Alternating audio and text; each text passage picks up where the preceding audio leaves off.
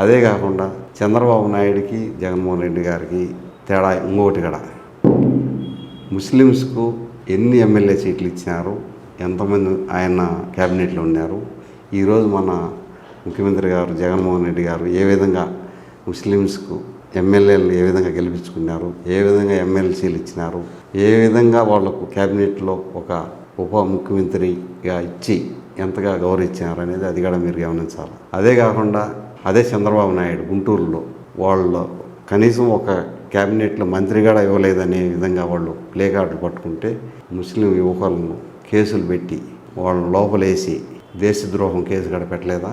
ఆ విధంగా చేసినటువంటి వ్యక్తికి ఏ విధంగా ముస్లిమ్స్ సపోర్ట్గా ఉంటారు? ఉండరు.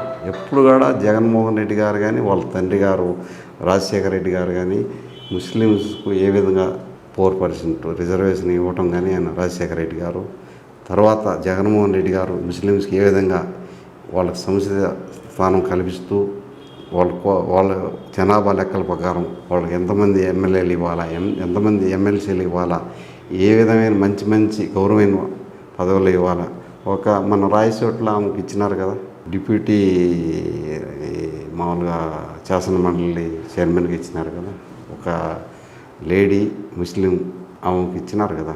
ఏ విధంగా గౌరవిస్తారనేది చంద్రబాబుకు జగన్మోహన్ రెడ్డికి ఎంతో భూమికి ఆకాశం తేడా ఉంది. అందుకని ఈరోజు ప్రతి ఒక్క